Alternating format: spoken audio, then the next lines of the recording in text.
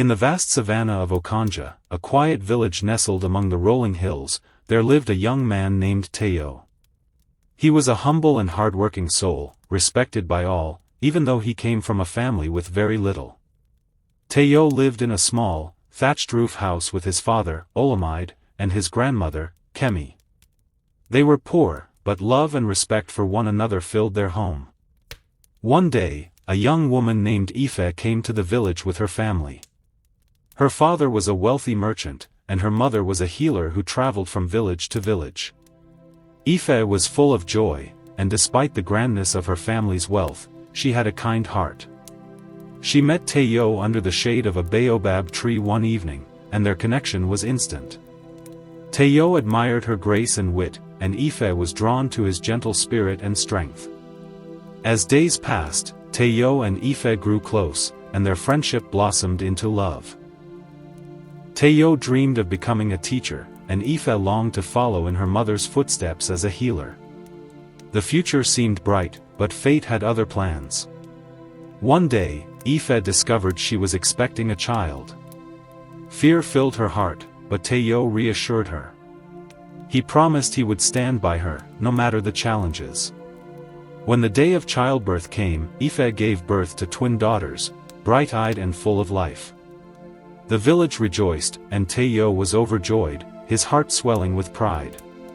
But something strange happened. That very night, after the birth of the twins, Ife disappeared.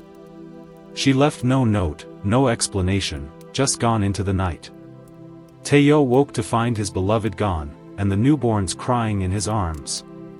Heartbroken and confused, Teo searched for Ife everywhere but found no trace of her. In the days that followed, Teo vowed to raise his daughters, Adama and Kemi, alone.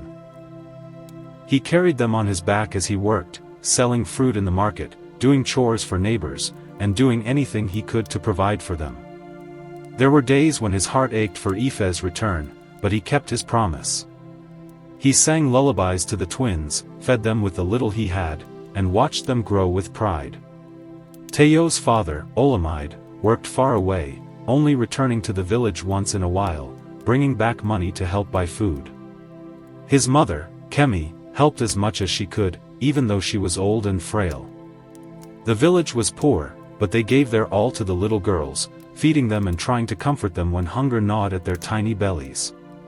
Months passed, and just as Teo had almost forgotten the pain of Ife's departure, she returned one afternoon, looking well-fed and dressed in fine clothes.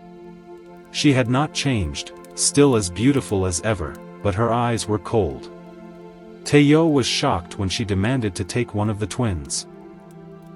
"Give me the younger twin," Ife said, "I want to raise her." Teo's heart was torn. "You left us once," he said, holding both girls close. "You cannot take one of them. They are twins, born together. They belong together." But Ife was resolute. She would not return home with Teo. She left once more, leaving behind the pain of a broken family. Years went by, and Teo raised his daughters with love and sacrifice. He worked tirelessly, ensuring they had everything they needed. The girls, Adama and Kemi, flourished in his care. They grew into wise, beautiful young women, each with a heart full of kindness. Yet, every special occasion, Mother's Day, birthdays, school celebrations, was marked with a silent ache in their hearts. They would watch other children embrace their mothers, and wonder why their own mother had left them. As they grew older, Teo's daughters often asked him about Ife. Teo, though full of sorrow, always spoke kindly of her. "Your mother loved you," he would say, "but her heart was lost, and she could not stay with us. But you have me, and you have each other." One day, a grand carriage appeared at the entrance to Teo's humble home. A well-dressed woman stepped out. It was Ife. The girls, now young women, were in the yard, helping their grandmother prepare a meal. Adama, the younger twin, rushed to her mother, but Kemi remained still, watching her from afar. "I've come to see you," Ife said, her voice cold but tinged with an unfamiliar guilt. Adama, overcome with emotion, embraced her mother. But Kemi spoke calmly, her voice steady as a river. "You left us. You abandoned us when we needed you most. You were never there for us." The word struck Aoife like a storm. She stood silent for a moment, her face hardening. Finally, she turned and left without saying another word. Years passed, and the girls grew into strong, independent women. Teo continued to raise them with love and care, despite the absence of Aoife. Kemi and Adama found their own paths in life, succeeding and thriving, but the emptiness of a mother's love could not be filled. Kemi, the elder of the two, found a man who loved her deeply.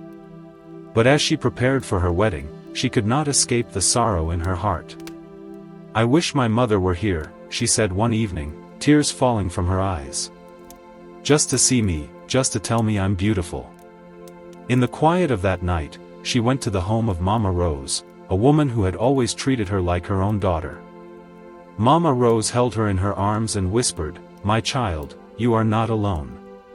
I will stand by you." And so, Mama Rose was there for Kemi, through her wedding preparations and beyond, offering the love and comfort that her real mother had never provided. When Kemi's wedding day arrived, Aoife, now an elderly woman with no children of her own, appeared at the ceremony uninvited. Security quickly escorted her away, and the crowd whispered, "Where is the real mother?" But Kemi, with her head held high, smiled, for she had found the love she needed not in the mother who abandoned her, but in the hands of those who stayed. Teo, proud of his daughters, knew that true parenthood was more than blood, it was about love, sacrifice, and presence. And as his daughters stepped into new chapters of their lives, he finally understood that family was not just about who leaves, but who remains. This tale teaches that love and sacrifice from those who remain by your side are what truly make a family. It also reminds us that even though some people may leave, the love we have for each other can make us whole again.